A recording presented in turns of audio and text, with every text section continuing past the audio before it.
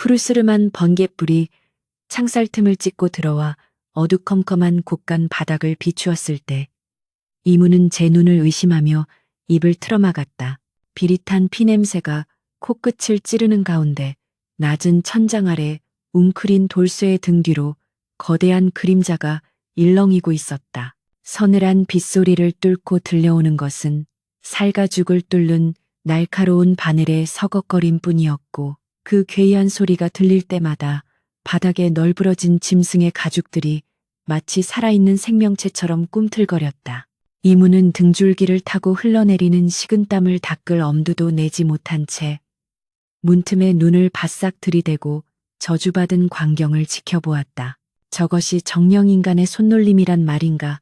돌쇠의 손에 들린 굵은 바늘은 멧돼지의 거친 가죽과 늑대의 뒷덜미를 하나로 잇고 있었다. 돌쇠는 평소 말수가 적고 어수룩하여 집안 식구들로부터 벙어리라 조롱받던 일개 머슴에 불과했다.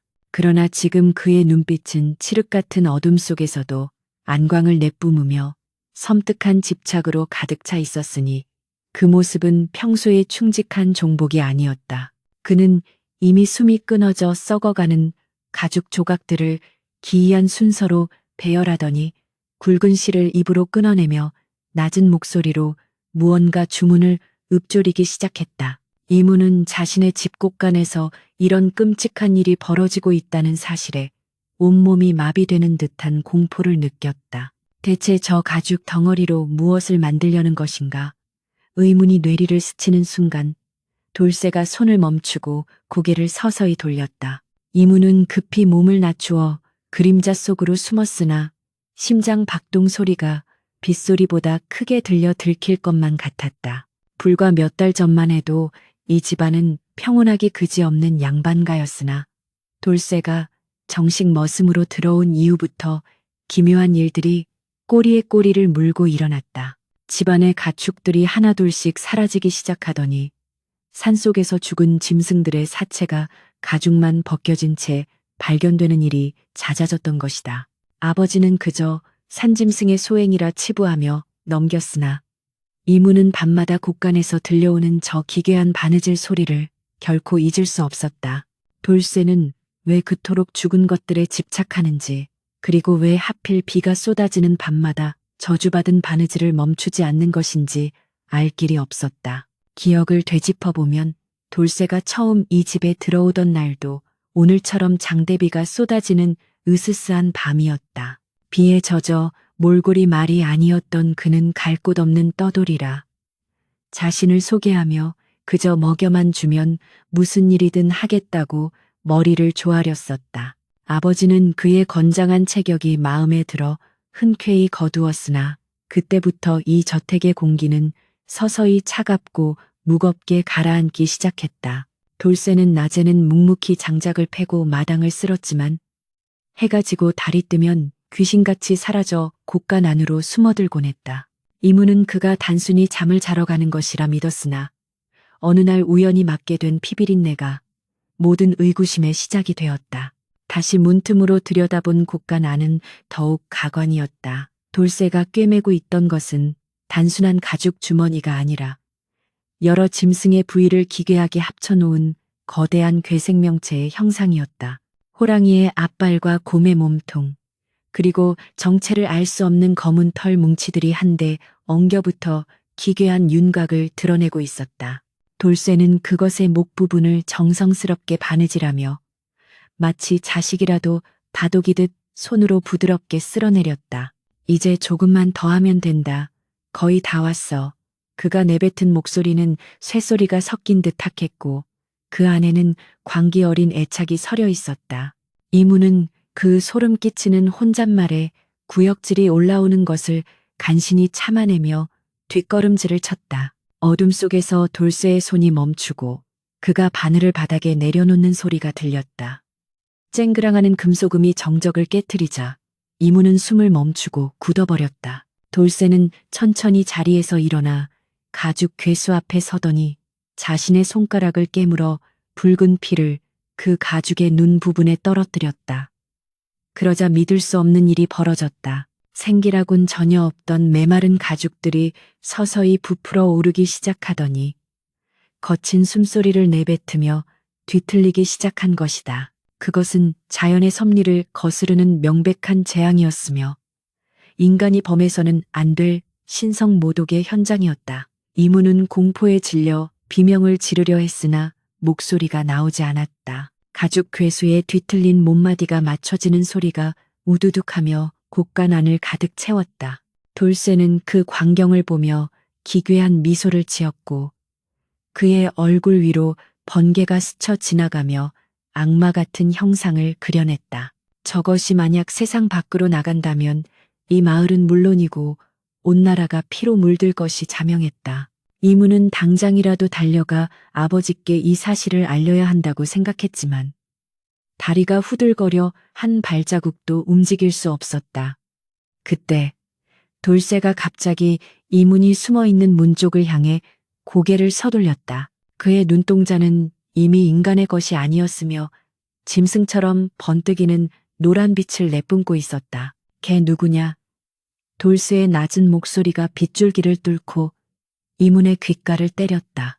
이문은 심장이 캐는 듯한 충격을 느끼며 뒤로 넘어졌고 그 소리에 곳간의 육중한 문이 끼익 소리를 내며 열리기 시작했다. 어둠 속에서 나타난 돌쇠의 그림자가 이문의 머리 위를 덮쳤고 그 뒤로는 방금 전까지만 해도 가죽 덩어리였던 괴수가 붉은 눈을 부라리며 일어나는 모습이 보였다. 이문은 절망적인 심정으로 진흙 바닥을 기며 도망치려 했으나 돌쇠의 거친 손이 그의 뒷덜미를 낚아챘다. 도련님, 밤눈이 참으로 밝으시군요. 돌쇠의 비릿한 숨결이 이문의 목덜미에 닿자 소름이 돋았다. 이문은 공포에 질린 눈으로 돌쇠를 올려다보며 제발 살려달라 애원했다. 그러나 돌쇠는 무표정한 얼굴로 이문을 내려다보며 아직 완성되지 않은 자신의 피조물을 가리켰다. 보십시오. 이 얼마나 아름다운 생명입니까? 죽은 것들이 다시 숨을 쉬고 산 것들을 위협하는 이 경이로운 광경을요. 돌쇠의 말은 이미 제정신을 잃은 자의 것이었다. 그는 이문을 끌고 곳간 안으로 들어가려 했고 이문은 필사적으로 문설주를 잡고 저항했다. 저택의 다른 하인들은 깊은 잠에 빠져 이 비극적인 상황을 전혀 눈치채지 못하고 있었다. 폭우는 더욱 거세져 모든 소리를 집어삼키고 있었다. 돌쇠의 소나귀에 힘이 들어가자 이문의 비명이 빗소리에 묻혀 희미하게 흩어졌다. 이문은 이대로 저 괴수의 먹잇감이 되거나 돌쇠의 바늘 끝에 살가죽이 꿰매어질지도 모른다는 극심한 공포에 휩싸였다. 돌쇠는 이문의 귓가에 대고 나직하게 속삭였다. 걱정 마십시오, 도련님. 도련님의 가죽은 아주 귀하게 쓰일 테니까요. 그 말과 함께 돌쇠는 품 안에서 날카로운 칼을 꺼내 들었다. 이문은 눈을 감으며 자신의 운명이 여기서 끝나는 것임을 직감했다. 그러나 그 순간 저택 안채에서 아버지의 고함 소리가 들려오며 돌쇠의 움직임이 잠시 멈추었다. 아버지는 밤중에 들려오는 기이한 소란에 잠이 깨어 등불을 들고 마당으로 나오고 있었다. 돌쇠는 혀를 차며 이문을 곳간 구석으로 거칠게 밀어 넣고는 방금 전의 광기 어린 모습은 온데간데 없이 다시 어수룩한 머슴의 얼굴로 돌아갔다. 그는 괴수를 어둠 속에 숨기고 아무 일도 없었다는 듯 빗속으로 걸어나갔다. 이문은 어두운 곳간 구석에 처박혀 거친 숨을 몰아쉬며 방금 자신이 본 것이 꿈이 아니기를 바랐다.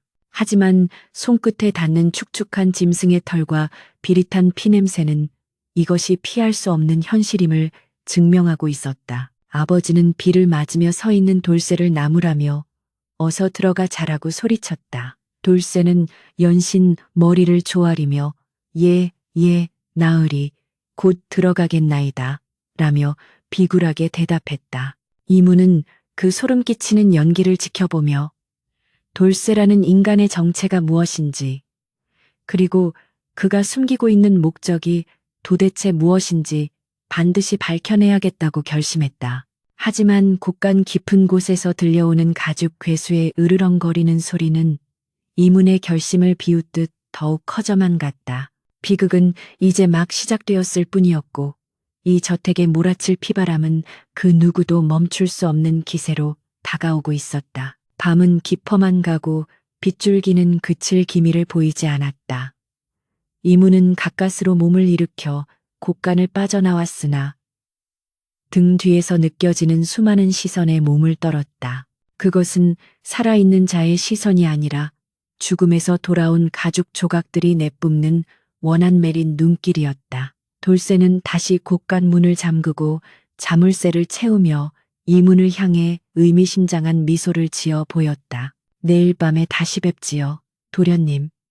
그의 목소리가 환청처럼 이문의 머릿속을 맴돌았다. 이문은 자신의 방으로 도망치듯 달려가 문을 걸어 잠갔지만 창밖의 빗소리는 마치 수천 개의 바늘이 살을 찌르는 소리처럼 들려 잠을 이룰 수 없었다. 다음 날 아침, 마을은 평소와 다름없이 평온해 보였으나 이문의 눈에는 모든 것이 달라 보였다. 마당을 쓰는 돌쇠의 뒷모습은 너무나 평범하여 어젯밤의 일이 한낱 악몽처럼 느껴질 정도였다. 그러나 이문은 자신의 옷에 묻은 짐승의 핏자국과 손톱 밑에 박힌 가죽 부스러기를 보며 그것이 엄연한 사실임을 상기했다. 그는 마을의 지혜로운 노인이나 관가에 알릴까 고민했지만 증거도 없이 머슴을 모함한다는 역풍을 맞을까 두려웠다. 결국 그는 스스로 돌쇠의 정체를 파헤치기로 마음먹고 돌쇠가 잠시 자리를 비운 사이 그의 행적을 추적하기 시작했다. 이문은 돌쇠가 머무는 행랑채의 방을 뒤져보았으나 그곳엔 낡은 옷까지 몇 벌뿐이었다. 하지만 방바닥 구석에서 발견된 작은 상자 하나가 그의 눈길을 끌었다. 상자를 열자 그 안에는 수많은 사람의 이름이 적힌 종이들과 함께 핏빛으로 물든 낡은 자수가 들어있었다. 그 자수에는 한 여인과 아이의 모습이 새겨져 있었는데 기이하게도 그들의 눈 부분만 검은 실로 촘촘하게 메워져 있었다.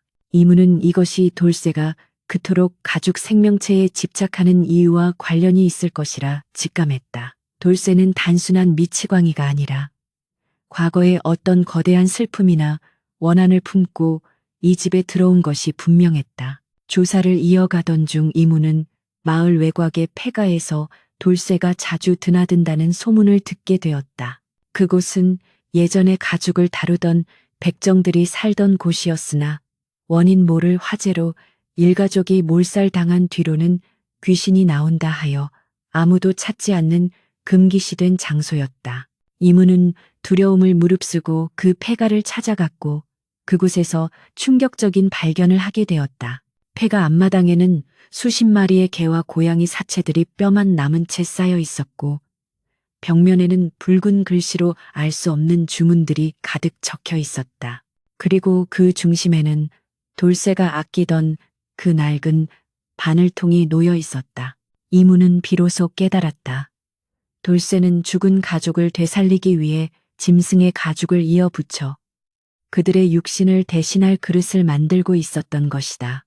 그러나 그것은 생명을 존중하는 행위가 아니라 죽은 영혼을 괴물로 만들어 현세에 불러내려는 끔찍한 주술이었다. 이문이 폐가를 나서려던 찰나 뒤에서 차가운 목소리가 들려왔다. 여기까지 오시다니 도련님은 참으로 호기심이 많으시군요. 돌쇠가 어느새 등 뒤에 서서 이문을 서늘하게 내려다보고 있었다. 그의 손에는 피칠갑이 된 거대한 가죽자루가 들려 있었고 그 안에서는 무언가 꿈물거리며 비명을 지르고 있었다. 돌쇠는 천천히 이문에게 다가오며 자신의 과거를 읊조리기 시작했다. 자신의 아내와 자식이 억울하게 죽어갈 때 아무도 도와주지 않았던 이 마을 사람들에 대한 증오, 그리고 가죽을 꿰매어 그들을 다시 살려내겠다는 비뚤어진 집념을 토해냈다. 이문은 그의 광기서린 눈을 보며 이것은 더 이상 개인의 원한이 아니라 마을 전체를 파멸로 몰아넣을 재앙임을 확신했다. 돌쇠는 이문의 멱살을 잡고 들어올리며 오늘 밤이면 모든 것이 완성될 것이라 선언했다. 가장 순결한 인간의 심장이 마지막 재료로 필요하다는 그의 말에 이문은 절망의 구렁텅이로 떨어졌다. 돌쇠는 이문을 기절시켜 가죽 자루에 담은 뒤 다시 저택의 곳간으로 향했다. 밖에는 다시 먹구름이 끼기 시작했고 어젯밤보다 더 강력한 폭풍우가 몰아칠 조짐을 보였다. 저택에 도착한 돌쇠는 아버지의 부름에도 응하지 않고 곧장 곳간 안으로 숨어들어 문을 걸어 잠갔다. 이문은 어둠 속에서 정신을 차렸으나 사지가 묶여 움직일 수 없었다. 돌쇠는 괴생명체의 가슴 부분을 가르며 이문의 심장을 꺼낼 준비를 했다. 번갯불이 번쩍일 때마다 거대한 가죽 괴수의 실루엣이 벽면에 비쳤고 그것은 마치 지옥에서 온 사자처럼 기괴하게 요동치고 있었다. 이문의 눈앞에서 돌쇠가 칼날을 치켜 세웠을 때 곳간 밖에서 아버지를 비롯한 하인들이 문을 부수려는 소리가 들려왔다. 이문의 실종을 알아챈 아버지가 사람들을 모아 곳간으로 들이닥친 것이었다. 그러나 돌쇠는 아랑곳하지 않고 광기 어린 웃음을 터뜨리며 주술의 마지막 단계를 진행하려 했다. 이제 누구도 나를 막을 수 없다. 내 가족이 돌아온다. 그의 외침과 함께 곳간 문이 부서졌고 사람들은 그 안에서 펼쳐진 참혹한 광경에 비명을 질렀다.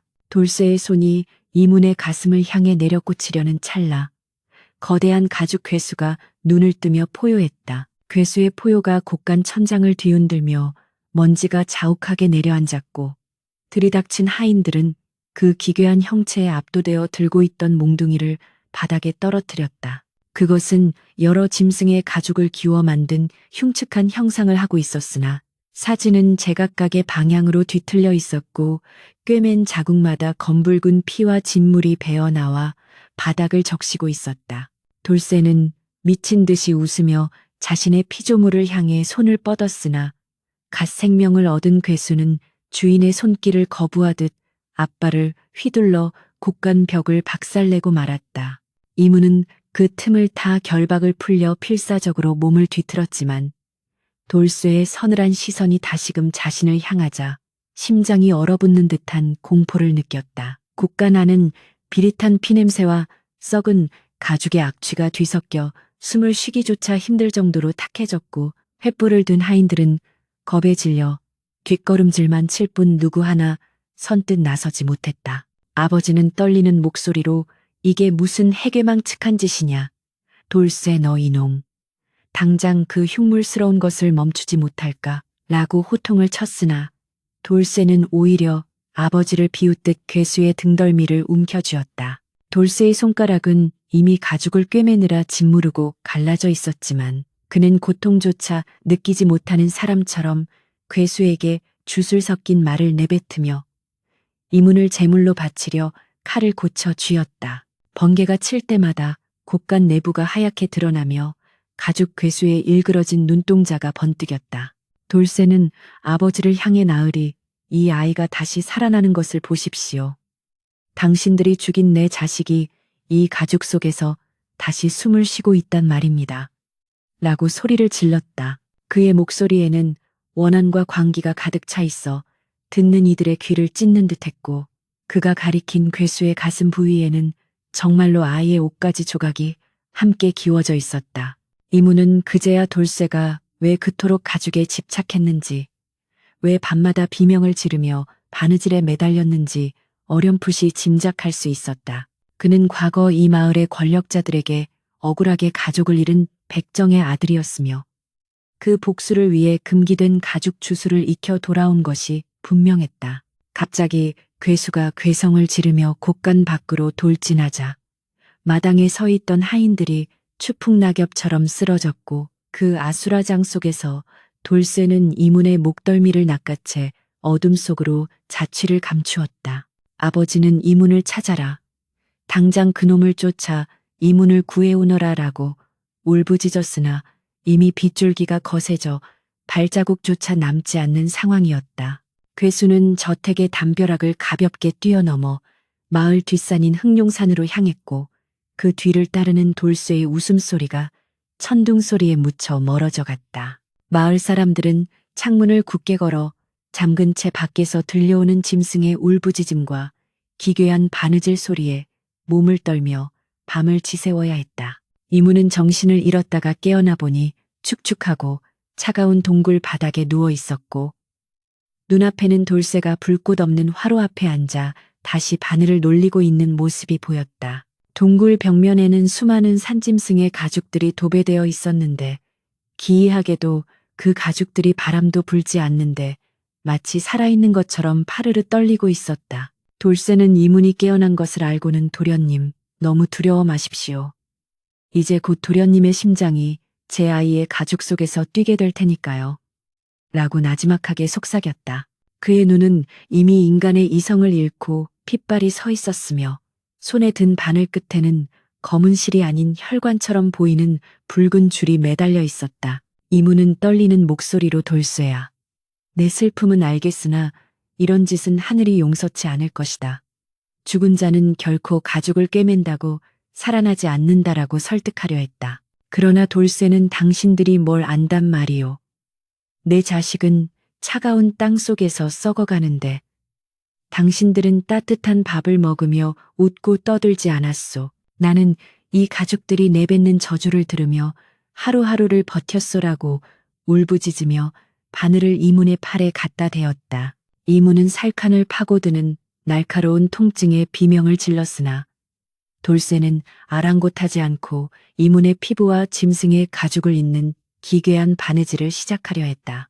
동굴 밖에서는 폭우가 쏟아지며 산사태가 일어나는 듯 거친 소음이 들려왔다. 한편 마을에서는 아버지가 무사들을 모아 흑룡산으로 향할 채비를 마쳤으나 마을 입구부터 기괴한 일이 벌어지고 있었다. 어젯밤 사라졌던 개와 소들이 가죽만 남은 채 길바닥에 널브러져 있었고 그 가죽들이 저절로 움직여 무사들의 발목을 잡고 늘어지는 것이었다.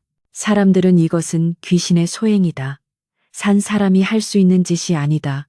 라며 공포에 질려 달아나기 시작했고 무사들조차 검을 휘두르지 못한 채 뒷걸음질을 쳤다. 아버지는 절망적인 심정으로 산을 올려다보며 아들의 이름을 불렀으나 돌아오는 것은 으스스한 짐승의 비웃음 소리뿐이었다. 돌쇠의 주술은 이미 마을 전체를 뒤덮는 거대한 저주가 되어가고 있었다. 동굴 안에서 돌쇠는 이문의 고통에는 관심도 없다는 듯 자신의 목적만을 위해 바늘을 놀렸고 이문은 자신의 생기가 서서히 빠져나가 가죽 괴수에게 흡수되는 것을 느꼈다. 괴수는 이문의 곁에서 몸집을 점점 불리더니 이제는 인간보다 훨씬 큰 거구로 변해 있었고 그 몸에서는 수십 마리의 짐승이 내뱉는 다층적인 목소리가 흘러나왔다. 배가 고프다. 피를 달라라는 괴수의 목소리는 돌쇠의 죽은 아들의 목소리와 섞여 기괴한 화음을 만들어냈고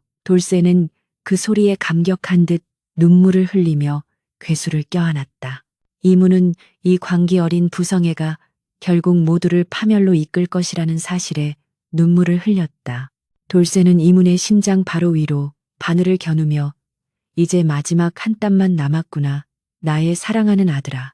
이 고귀한 양반가의 피를 받아 다시 세상으로 나가자꾸나라고 중얼거렸다.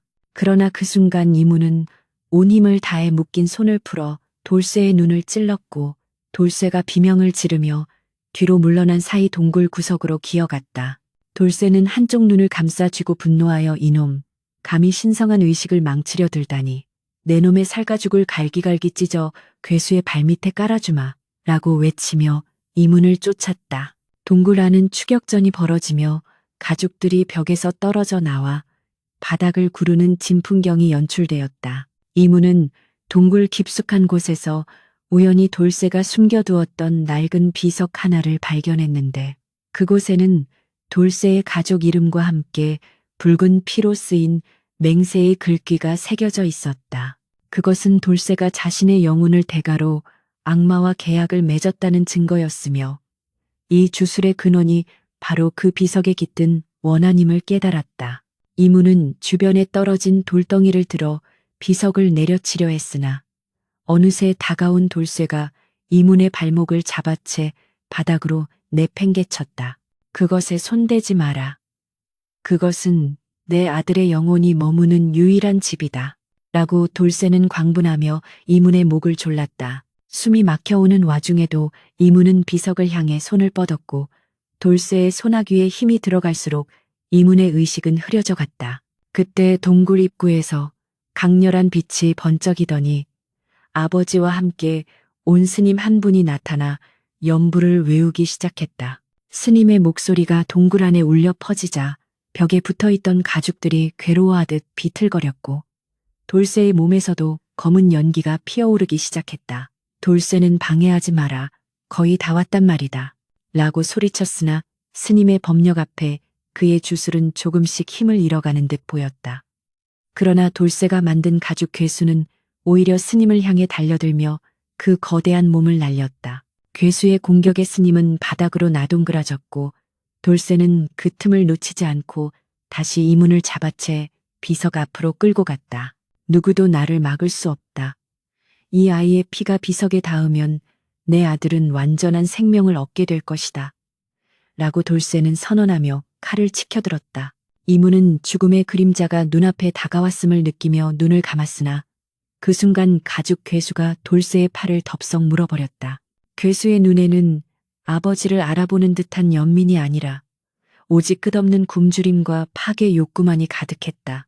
자식이라 믿었던 존재가 자신을 공격하자 돌쇠의 얼굴에는 형언할 수 없는 배신감과 슬픔이 교차했다. 괴수는 돌쇠의 팔을 뜯어내며 동굴 안을 휘저었고 그 과정에서 돌쇠가 그토록 아끼던 비석이 산산조각이 나버렸다. 비석이 깨지는 순간 동굴 안을 채우고 있던 기괴한 기운들이 한꺼번에 폭발하며 돌쇠와 이문 그리고 괴수를 덮쳤다.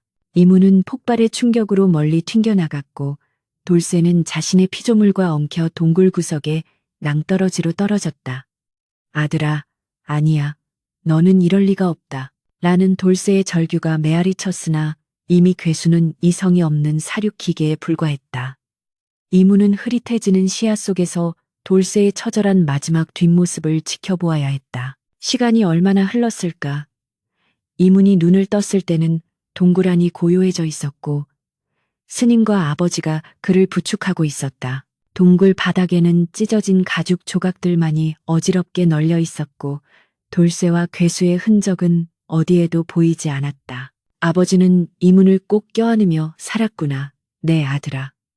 정말 고생 많았다라고 오열했으나 이문의 마음은 무겁기만 했다. 돌쇠의 광기가 불러온 참혹한 결과였지만 그 기저에 깔린 슬픔과 원한을 보았기에 단순히 그를 악인이라 비난할 수만은 없었기 때문이다. 스님은 파괴된 비석 조각들을 수습하며 나직하게 반야심경을 읊조렸다. 하지만 평화는 잠시뿐이었다. 동굴 밖으로 나온 그들 앞에는 마을을 가득 메운 가죽 조각들이 마치 군대처럼 늘어서 있었고 그 중심에는 돌쇠의 옷을 입은 거대한 무언가가 우뚝 서 있었다. 돌쇠는 죽지 않았던 것이다. 아니, 그는 자신의 몸조차 가죽과 합쳐버려 인간도 괴물도 아닌 기이한 존재로 거듭나 있었다. 그의 상체는 인간의 모습이었으나 하체는 수많은 짐승의 다리가 뒤엉킨 흉측한 형상이었고 그의 등 뒤로는 찢어진 가죽들이 날개처럼 펼쳐져 있었다. 끝나지 않았다. 마을의 모든 가죽이 내 아들이 될 때까지 이 바느질은 멈추지 않을 것이다. 라고 변해버린 돌쇠가 포효했다. 마을 사람들은 집 밖으로 나오지도 못한 채 구멍 뚫린 창살 사이로 이 광경을 지켜보며 숨을 죽였다. 돌쇠가 손을 휘두를 때마다 마을의 가죽들이 공중으로 떠올라 서로 엉겨붙으며 새로운 괴수들을 만들어냈다. 이제 마을은 산자들의 거처가 아니라 죽음에서 돌아온 가죽들의 무도회장이 되어버린 셈이었다. 이문은 자신의 팔에 남은 바느질 흉터를 보며 돌쇠와의 연결고리가 여전히 남아있음을 직감했다. 스님은 이문에게 도련님, 저자의 원한을 끊어낼 수 있는 것은 오직 도련님뿐입니다. 저 가죽들의 심장부로 들어가야 합니다. 라고 엄숙하게 조언했다. 이문은 두려움을 떨치고 아버지의 검을 빌려 쥐었으나 거대한 가죽 군단을 뚫고 돌쇠에게 접근하기란 불가능해 보였다. 돌쇠는 마을의 우물가로 이동하여 그곳에 흐르는 물에 자신의 피를 흘려보내며 마을 전체를 저주받은 땅으로 만들려 했다. 물을 마신 사람들은 하나둘씩 피부가 가죽처럼 딱딱해지며 고통을 호소하기 시작했고 이 비극은 이제 걷잡을 수 없는 속도로 퍼져나갔다. 이문은 자신의 가족과 마을을 지키기 위해 목숨을 걸고 돌쇠에게 맞서기로 결심했다.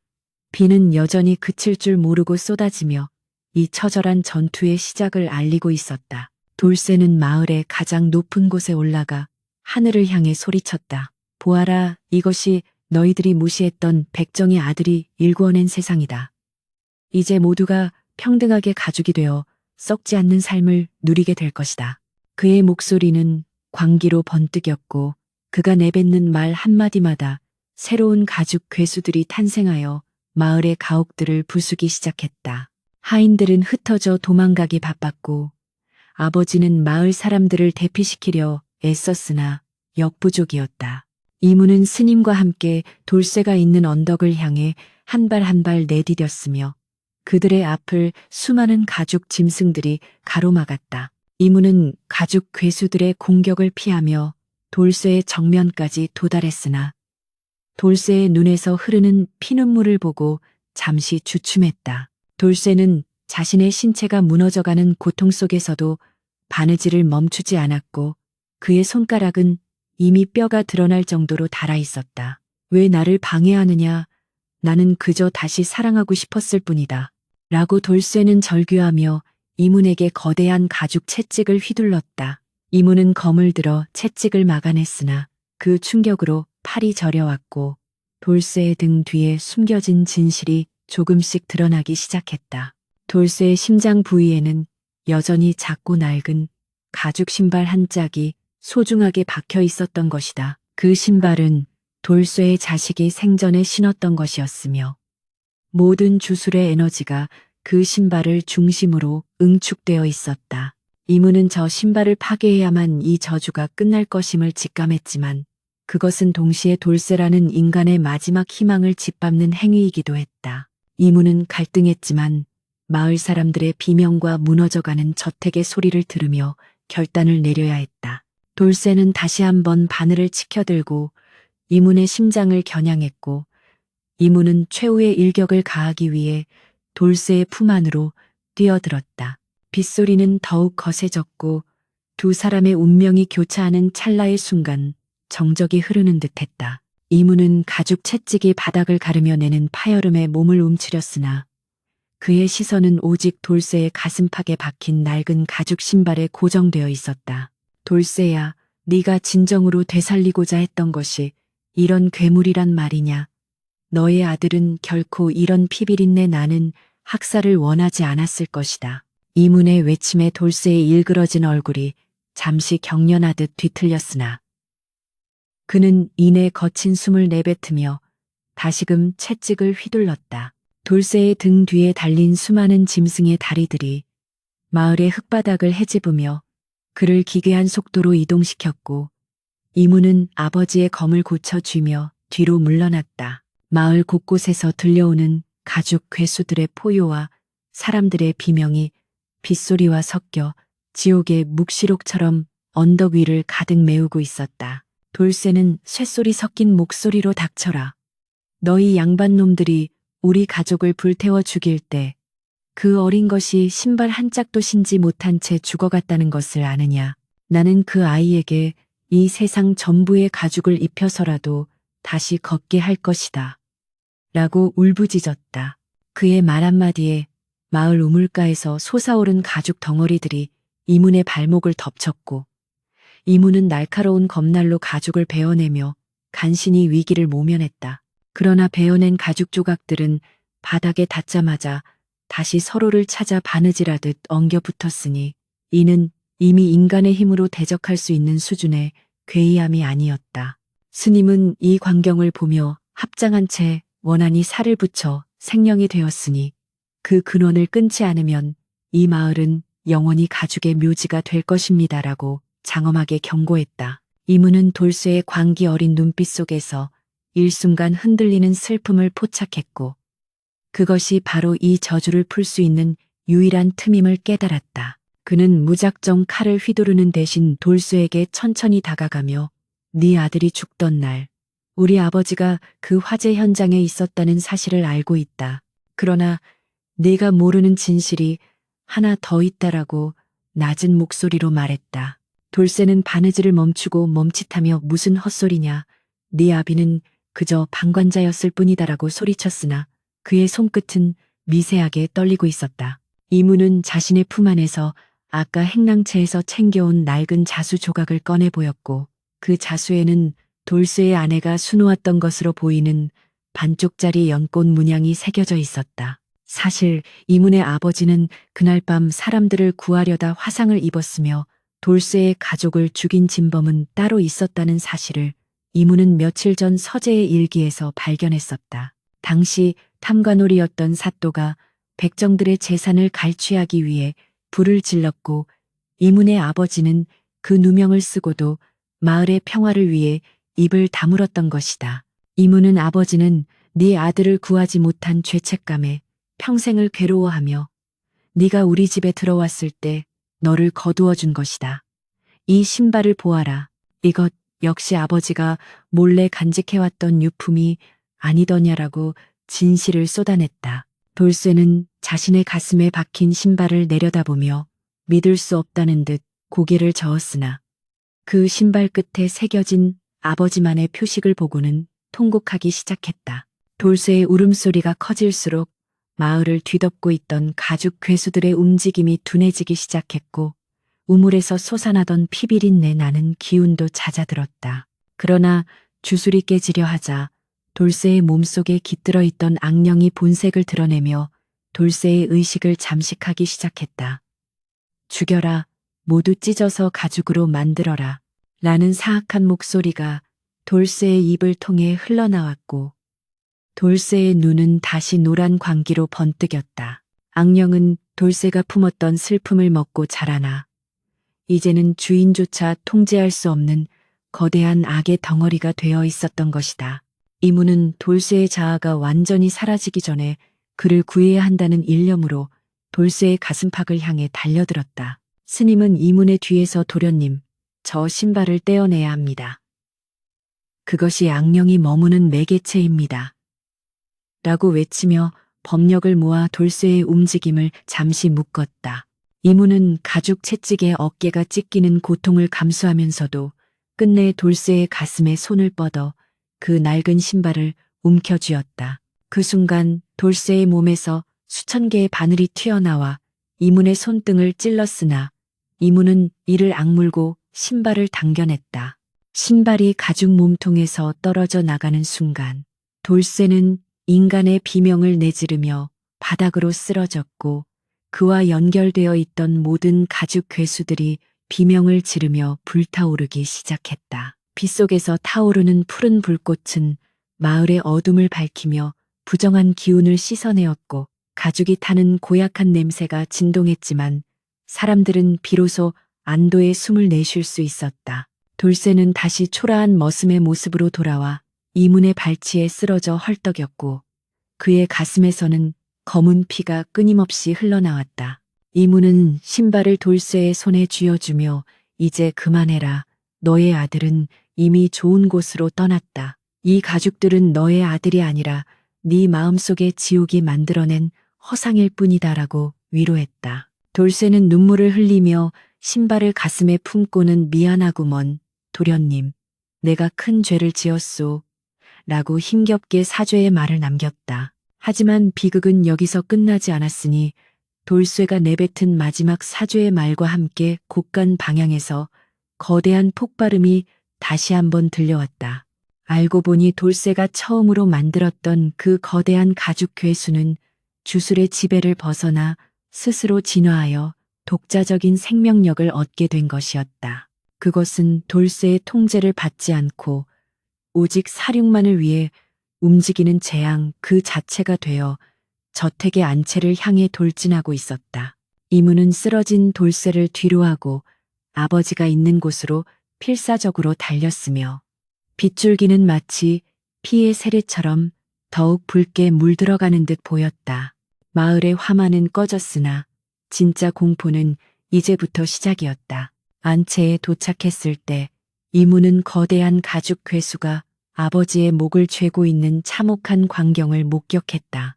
괴수의 몸은 이미 마을의 수많은 가죽을 흡수하여 집채만큼 커져 있었고 그 표면에는 죽은 자들의 얼굴이 일그러진 채 박혀 있어 보는 것만으로도 정신이 아득해질 정도였다. 아버지는 숨이 넘어가는 와중에도 이문을 향해 도망가라고 손짓했지만 이문은 검을 휘두르며 괴수의 다리를 베어 넘겼다.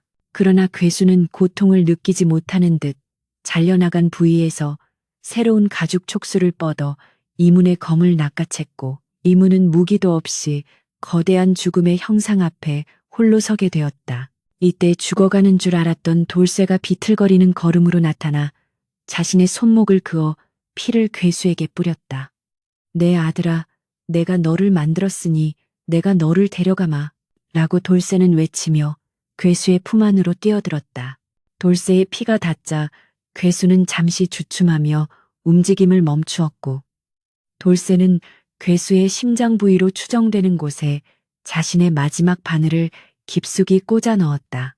그것은 생명을 살리는 바느질이 아니라 자신과 피조물을 영원히 소멸시키는 마지막 매듭이었다. 돌쇠의 몸에서 강렬한 빛이 뿜어져 나오며 괴수와 함께 서서히 먼지가 되어 흩어지기 시작했다.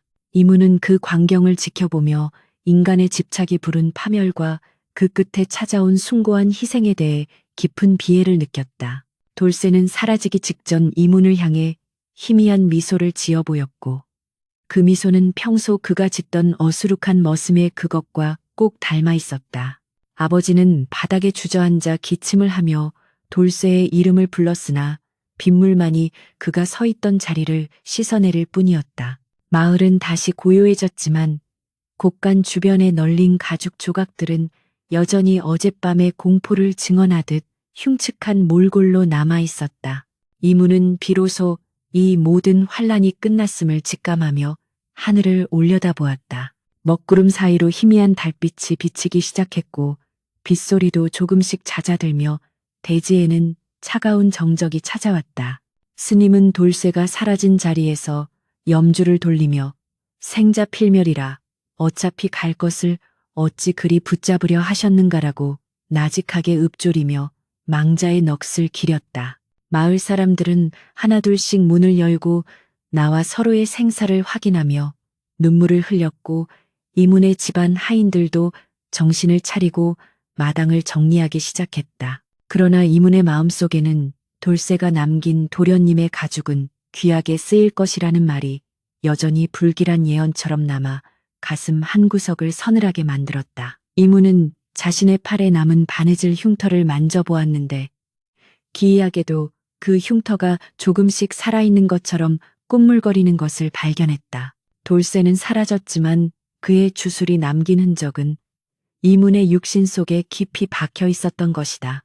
스님은 이문의 손을 잡고는 표정이 어두워지며 이것은 끝이 아니라 새로운 시작일지도 모릅니다. 도련님의 몸 안에 그 괴수의 정기가 흘러들어갔으니 조심하셔야 합니다라고 경고했다. 이문은 자신의 운명이 평범한 양반가의 아들로 끝나지 않을 것임을 예감하며 앞으로 다가올 시련을 직시하기로 마음먹었다. 저 멀리 산등성이에서 늑대 울음소리가 들려오며 밤의 끝을 알리고 있었다. 다음 날 아침, 저택의 곳간은 깨끗이 비워졌으나 마을에는 돌쇠와 가죽 괴수에 대한 소문이 삽시간에 퍼져나갔다. 사람들은 이제 비가 오는 날이면 곳간 근처에도 가지 않았으며 바느질 소리만 들려도 가슴을 졸이는 병에 걸리게 되었다. 아버지는 저택을 허물고 그 자리에 돌쇠와 그의 가족을 기리는 작은 사당을 짓기로 결심했다. 이문은 사당을 짓는 과정을 지켜보며 다시는 이런 비극이 반복되지 않기를 기도했지만 밤마다 꿈속에서 들려오는 날카로운 바늘의 서걱거림은 그를 쉽게 놓아주지 않았다. 그것은 인간의 욕망이 낳은 그림자가 얼마나 깊고 질긴 것인지를 깨닫게 해주는 저주와도 같았다. 사당이 완공되던 날, 이문은 돌쇠의 유품이었던 낡은 바늘통을 사당 지하 깊숙한 곳에 묻었다. 그 바늘통에는 아직도 돌쇠의 집착과 원한이 서려 있는 듯 차가운 기운이 감돌았지만 이문은 자신의 기도로 그 기운을 억누르려 애썼다. 그러나 그날 밤 사당 근처를 지나던 하인은 사당 안에서 희미하게 들려오는 바느질 소리를 듣고 혼비백산하여 달아났다. 이문은 그 소식을 전해 듣고도 놀라지 않았으며 그저 묵묵히 자신의 방 창문을 닫았다. 죽은 가족들이 다시 숨을 쉬는 일은 없겠지만 사람들의 마음속에 새겨진 공포라는 가죽은 쉽게 꿰매어지지 않을 것임을 그는 잘 알고 있었다. 마을은 겉으로 보기엔 평화를 되찾은 듯 했으나 이문은 자신의 몸속에서 꿈틀거리는 가죽의 힘을 통제하기 위해 매일 밤 산으로 향했다. 그는 자신이 괴물로 변하지 않기 위해 스스로의 정신을 단련해야 했으며 그 과정에서 돌쇠가 가졌던 기괴한 능력이 자신에게도 깃들어 있음을 발견하게 되었다. 그는 이제 동물의 언어를 이해하고 어둠 속에서도 사물을 꿰뚫어 볼 수 있는 눈을 갖게 되었으나 그것은 축복이 아니라 무거운 업보였다. 이문은 이 힘을 사용하여 마을을 위협하는 또 다른 어둠의 존재들을 막아내기로 결심하며 진정한 다네스의 주인공으로서 길을 걷기 시작했다. 세월이 흘러 돌쇠의 이야기는 전설이 되었고 사람들은 그를 가죽술사라 부르며 두려워하면서도 경외했다. 이문은 나이가 들어서도 그날 밤의 빗소리를 잊지 못했으며 비가 내리는 날이면 항상 자신의 서재에서 낡은 가죽 신발 한 짝을 꺼내어 닦곤 했다. 그것은 광기 어린 집착이 아니라 사랑하는 이를 잃은 한 남자의 처절한 슬픔을 기억하기 위함이었다. 이문은 제자들에게 생명은 꿰매어 만드는 것이 아니라 가슴으로 품는 것이다라는 말을 남기며 육신은 썩어도 영혼은 가죽처럼 질기게 남아 후세의 인과응보의 교훈을 전해줄 것임을 강조했다. 어느 비 내리는 밤, 이문은 자신의 방 앞에 서 있는 낯선 그림자를 발견했다. 그 그림자는 돌쇠와 매우 닮아 있었으나 훨씬 평온한 표정을 짓고 있었고 그의 손에는 더 이상 바늘이 들려있지 않았다. 이문은 미소를 지으며 그림자를 향해 고개를 숙였고 그림자는 안개처럼 서서히 사라져갔다. 비로소 돌쇠의 영혼이 안식을 찾았음을 깨달은 이문은 그날 밤 처음으로 깊은 잠에 빠져들 수 있었다. 다음 날 아침 마을의 하늘은 그 어느 때보다 맑게 개어 있었고 사당 근처에서는 이름 모를 꽃들이 만발하여 향기를 내뿜고 있었다. 이문의 아버지는 임종 직전 이문에게 너의 팔에 있는 흉터는 부끄러운 것이 아니라 우리 가문의 속죄를 상징하는 훈장이다라는 유언을 남겼다. 이문은 아버지의 손을 잡으며 그 흉터 위에 자신의 손을 포겠고 그때서야 비로소 가죽의 기운이 완전히 정화되는 것을 느꼈다. 원한으로 시작된 바느질은 용서와 사랑으로 매듭지어졌으며 이 저택의 기괴한 전설은 그렇게 일단락되는 듯 보였다. 하지만 세상 어딘가에는 여전히 자신의 욕망을 채우기 위해 금기된 바늘을 드는 자들이 있을 것이기에 이문은 그들의 길을 막기 위한 여행을 준비하기 시작했다. 이문은 낡은 보찜 하나를 메고 마을을 떠나며 뒤를 돌아보았다.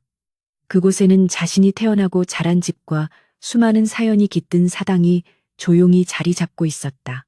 그는 이제 단순히 양반가의 자제가 아니라 세상에 뒤틀린 인연을 바로잡는 유랑자로 거듭난 것이다. 그의 발걸음이 닿는 곳마다 죽은 가죽이 아니라 살아있는 생명의 활기가 피어나길 빌며 이문은 안개 자욱한 산길 너머로 사라져갔다.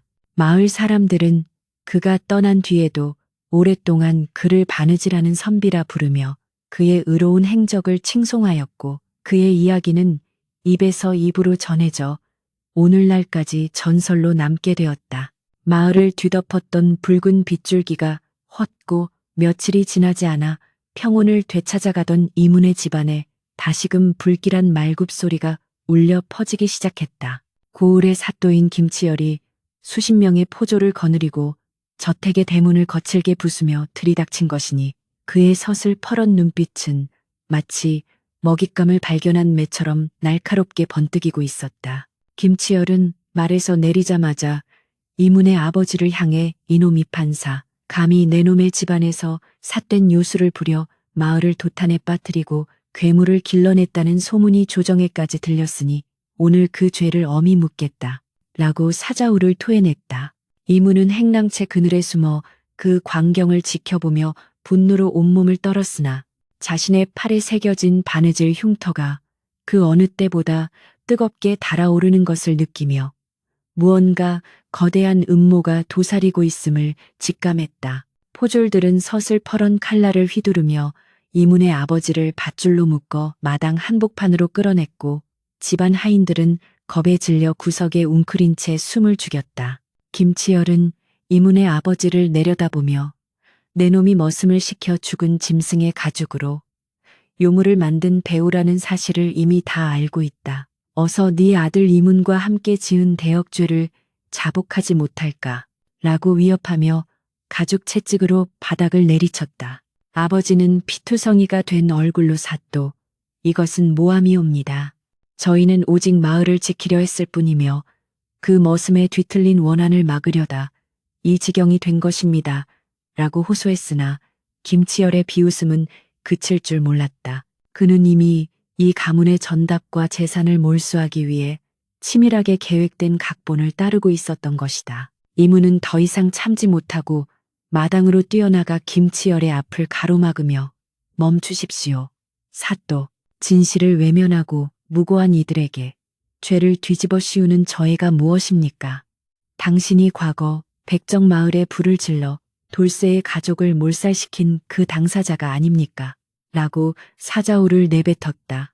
이문의 갑작스러운 등장과 청천벽력 같은 폭로에 김치열의 얼굴은 일순간 흑빛으로 변했으나 그는 이내 광기 어린 웃음을 터뜨리며 이문을 가리켰다. 저놈이다. 저놈의 팔을 보아라. 가죽 괴물의 흔적이 그대로 남아있는 요물이다. 당장 저놈을 잡아 관아의 형장으로 끌고 가라.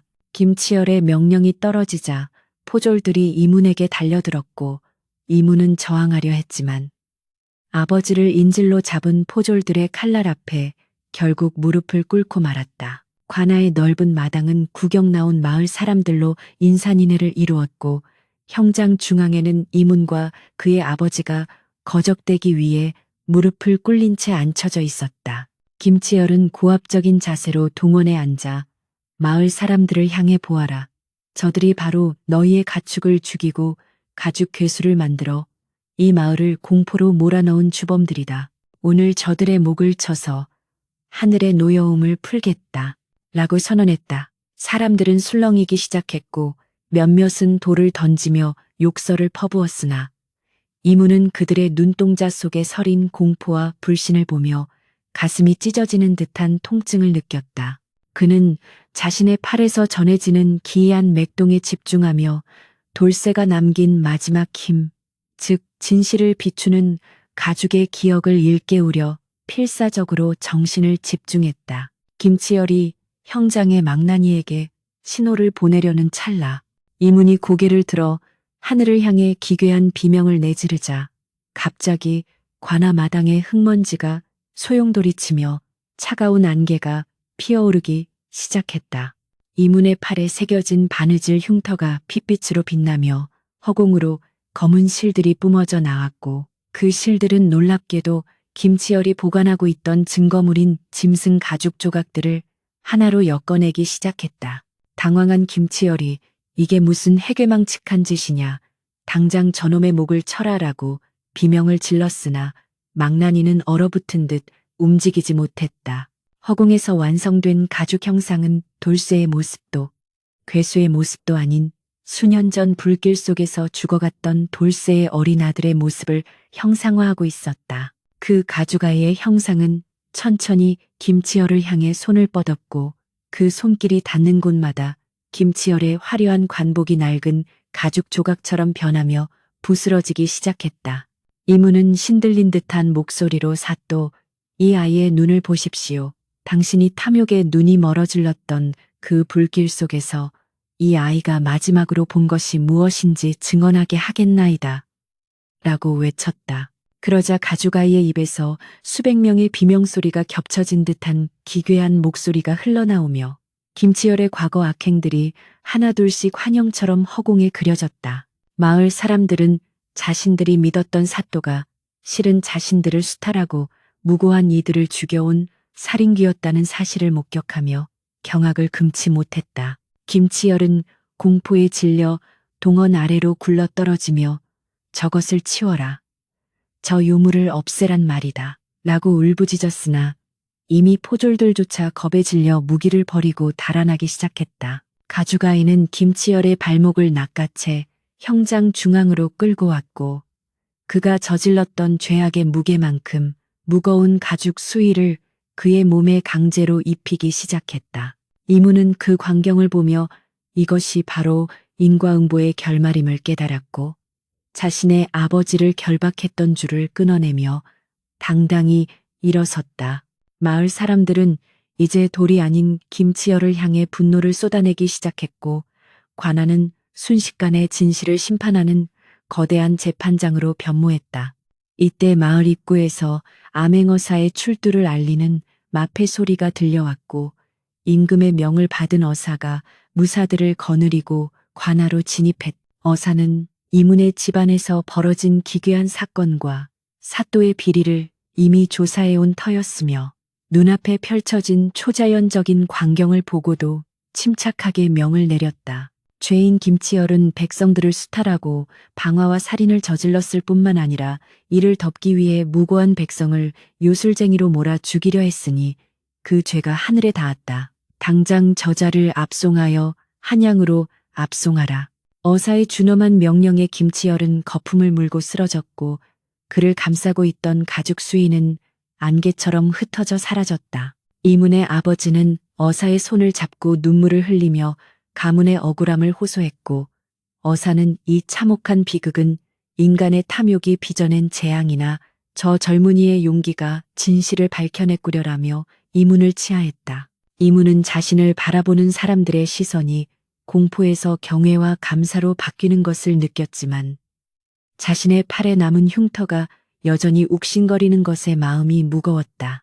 가죽아이가 사라진 자리에는 돌쇠가 그토록 아꼈던 그 낡은 가죽 신발 한 짝만이 덩그러니 남겨져 있었고 이문은 그것을 조심스럽게 주워 품에 넣었다. 이제 진범은 처벌받게 되었으나 이 저주받은 바느질의 역사가 완전히 끝난 것인지에 대한 의문은 가시지 않았다. 관아의 소란이 정리된 뒤 이문은 어사에게 돌쇠와 그의 가족에 대한 모든 진실을 낱낱이 고하며 그들의 넋을 기려달라 청했다. 어사는 이문의 청을 기꺼이 받아들여 백정마을터에 위령비를 세우고 돌쇠의 죄는 그 슬픔으로 가름하겠다는 약조를 하였다.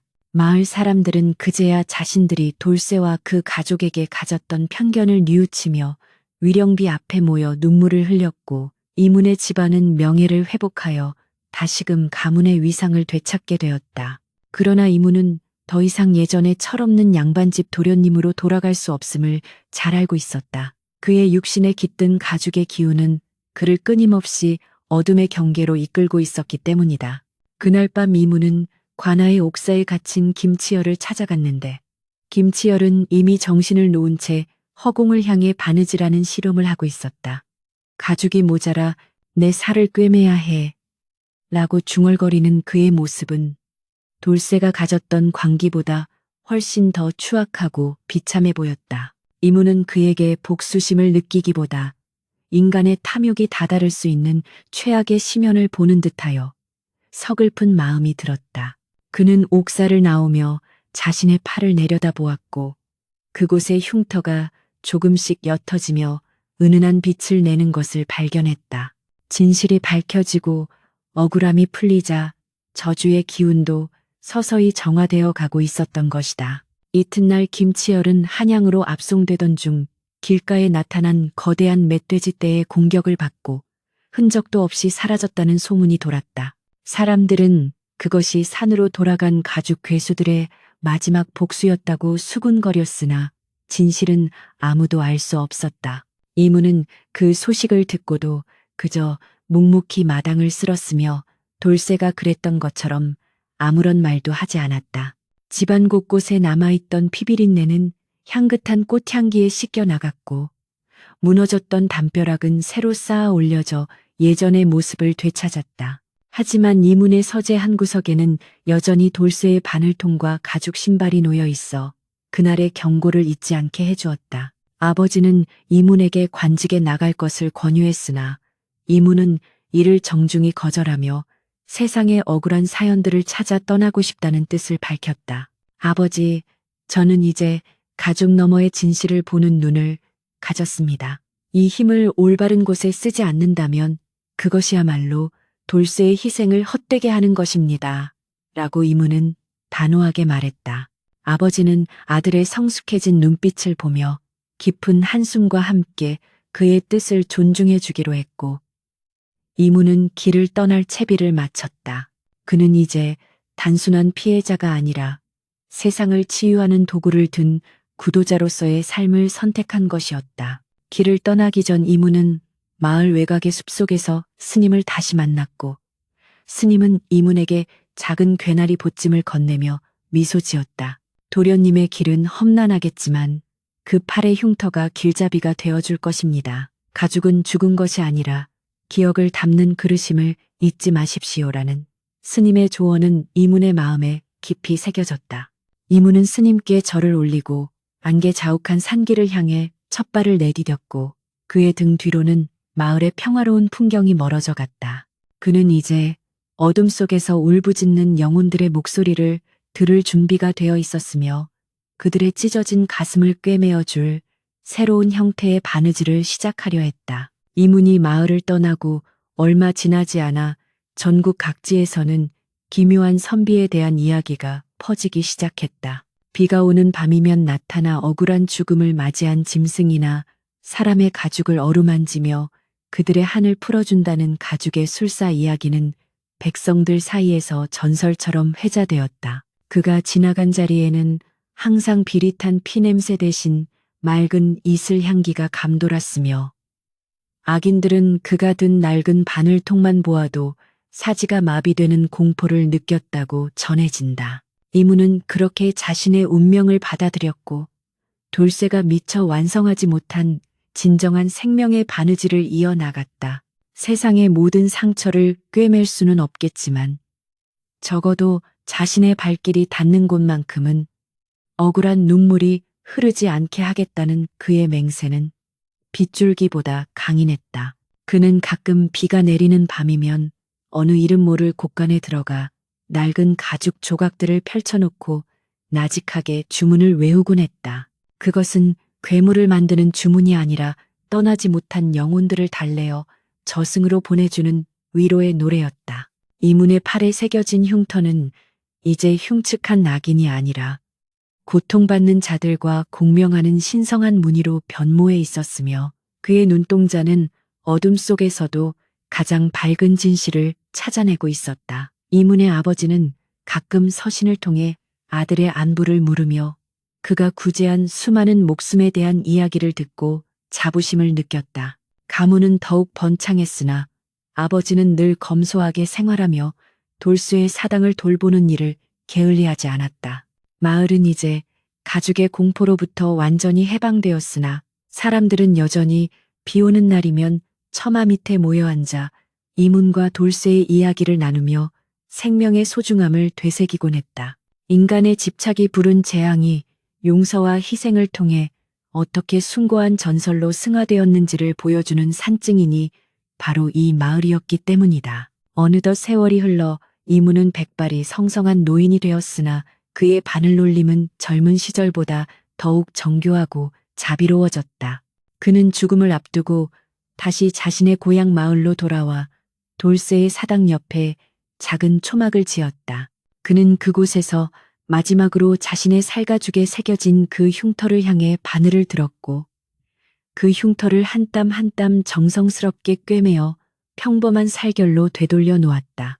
이제 모든 업보가 끝났음을 선언하는 마지막 매듭을 짓는 순간, 사당 안에서 돌쇠의 환영이 나타나 이문의 어깨를 다독이며 미소 지었다. 고생하셨소, 도련님.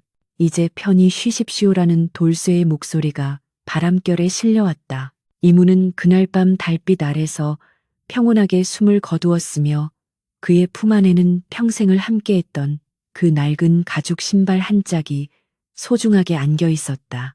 다음 날 마을 사람들이 발견한 이문의 시신 주위에는 수많은 산짐승이 모여들어 슬프게 울부짖고 있었고, 그의 초막안은 신비로운 광채로 가득 차 있었다. 사람들은 그를 정중히 예우하여 돌쇠의 사당 옆에 합장해 주었으며 그날 이후로 그 마을에는 영원히 짐승들의 원한 서린 울음소리가 들리지 않게 되었다. 가죽으로 맺어진 기괴하고도 애틋한 인연은 그렇게 긴 세월의 강을 건너 영원한 안식의 땅에 도달했다.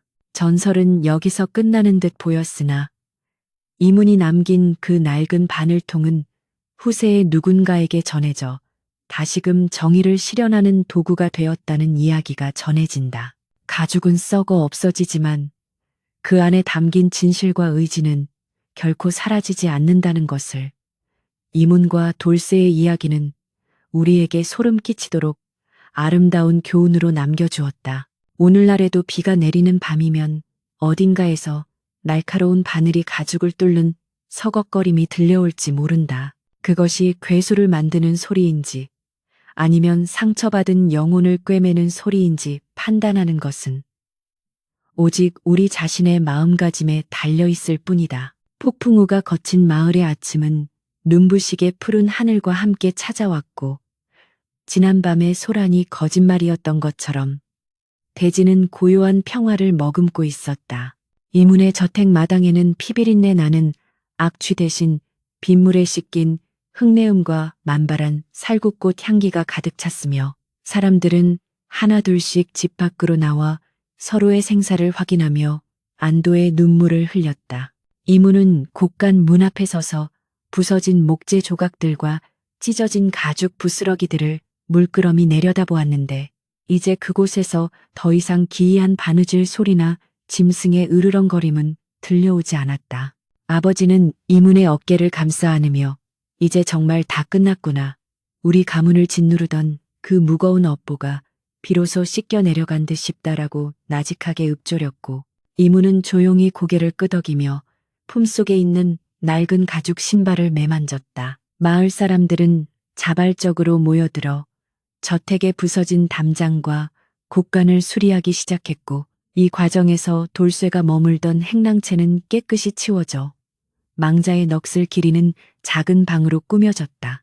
이문은 돌쇠가 남긴 바늘통을 그 방의 작은 제단 위에 올리고 매일 아침 향을 피우며 그가 가졌던 처절한 슬픔과 광기가 부디 저승에서는 평온한 안식으로 바뀌기를 간절히 기도했다.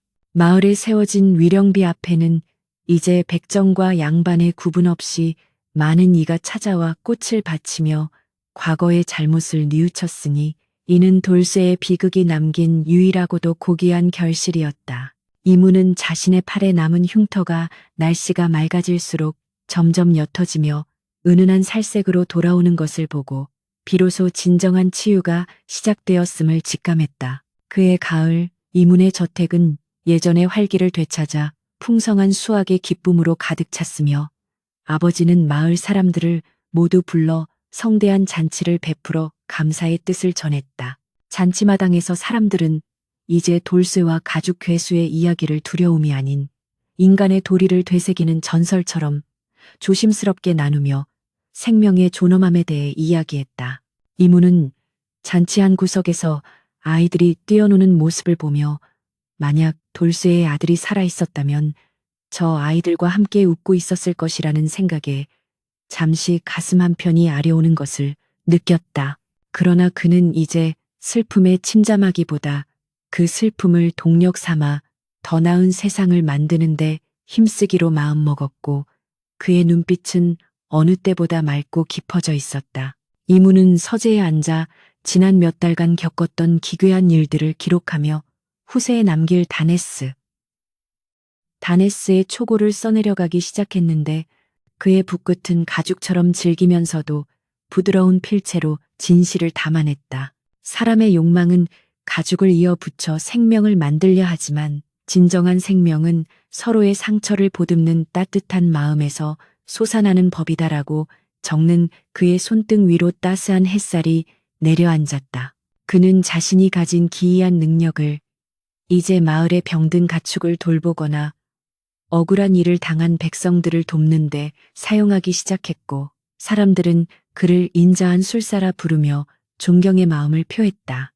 이문은 더 이상 높은 관직을 탐하지 않았으며 오직 자신의 터전에서 소박한 행복을 일구며 아버지와 함께 평화로운 나날을 보냈다. 어느 비 내리는 조용한 오후, 이문은 정자에 앉아 차를 마시다 문득 담장 너머에서 들려오는 희미한 웃음소리에 고개를 돌렸고 그곳에서 돌쇠와 꼭 닮은 사내아이가 아비의 손을 잡고 걸어가는 환영을 보았다. 그것은 귀신이 아니라 돼지가 기억하는 행복의 잔상이었으며 원한이 풀린 자리에 비로소 들어선 평온의 풍경이었기에 이문은 말없이 미소 지으며 차잔을 들어 올렸다. 돌쇠가 그토록 원했던 다시 사랑하고 싶다는 소망은 이제 이문을 통해 그리고 마을 사람들의 변화된 마음을 통해 세상 곳곳에서 작은 꽃을 피우고 있었다. 이문은 자신의 가슴 속에 묻어두었던 공포의 조각들을 하나씩 꺼내어 용서라는 바늘로 정성스럽게 꿰매어 일상이라는 아름다운 옷으로 완성해 나갔다. 세월이 흘러 이문이 가문의 가업을 이어받았을 때 마을은 팔도에서 가장 인심 좋고 평화로운 곳으로 소문이 나 떠돌이 백성들이 모여드는 안식처가 되었다. 그는 신분을 막론하고 재능 있는 자들을 등용하고 가난한 이들에게 가죽 다루는 법과 농사 짓는 법을 가르치며 돌쇠의 후예들이 다시는 차별받지 않게 하겠다는 약속을 지켰다. 아버지는 평온한 모습으로 임종을 맞이하며 이문의 손을 꼭 잡고 너는 내 평생의 자랑이다.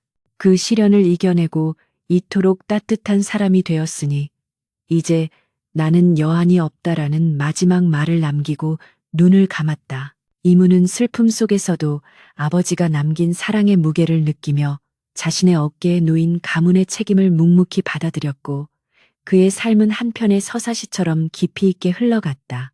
노년의 이문은 가끔 비가 오는 밤이면 홀로 옛 곳간 자리에 세워진 사당을 찾아가 돌쇠와 나누었던 그 기괴하고도 처절했던 대화들을 회상하곤 했다. 그는 이제 가죽을 꿰매어 괴물을 만들던 그 바느질이 싫은 사람의 찢어진 마음을 잊고 싶어 했던 절규였음을 온전히 이해하게 되었고 그 이해는 곧 자비가 되어 그의 성품에 녹아들었다. 사당 처마 끝에서 떨어지는 낙수 소리는 이제 그에게 공포가 아닌 세상을 씻어내는 자연의 노래로 들렸으며 그는 어둠 속에서도 더 이상 떨지 않고 등불을 밝혀 길을 잃은 나그네들을 맞이했다.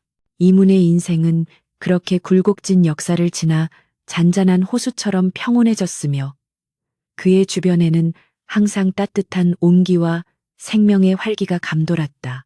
이야기의 끝에서 이문은 자신이 평생 간직해온 그 낡은 가죽 신발 한 짝을 사당의 제단 아래 깊은 흙 속에 묻어주며 비로소 돌쇠와의 긴 인연에 마지막 매듭을 지었다.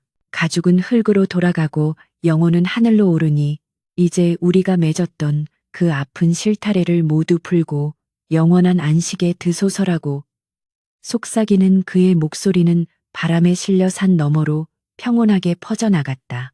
인간의 탐욕과 집착이 부른 밤의 공포는 그렇게 저물어갔고 남겨진 것은 오직 인과응보의 교훈과 서로를 향한 가여운 연민의 마음뿐이었다. 이문은 사당을 나오며 밝아오는 새벽녘의 석이 어린 구름을 바라보았고 그의 얼굴에는 한 세월을 온전히 살아낸 자만이 지을 수 있는 숭고한 미소가 가득 서려 있었다. 우리는 누구나 마음속에 자신만의 가죽 괴수를 키우고 있을지도 모르며 그것을 무엇으로 꿰매느냐에 따라 인생의 모습이 달라진다는 것을 이문은 자신의 삶을 통해 증명해 보였다. 증오의 바늘로 꿰매면 괴수가 태어나지만 사랑의 실로 엮으면 생명이 살아난다는 그 단순한 진리가 이 기괴한 태의 스단대의 진정한 핵심이었던 것이다. 마을의 전설은 여기서 멈추지 않고 후세에 전해져 길을 잃은 자들에게 등불이 되었고 비오는 밤이면 들려오는 그 기묘한 이야기는 여전히 사람들의 가슴을 서늘하게 하면서도 따뜻하게 어루만져 주었다. 이제 이 저택의 곳간에서는 더 이상 죽은 것들이 살아나지 않지만 사람들의 마음속에는 영원히 시들지 않는 진실의 생명이 뿌리내려 자라고 있었다.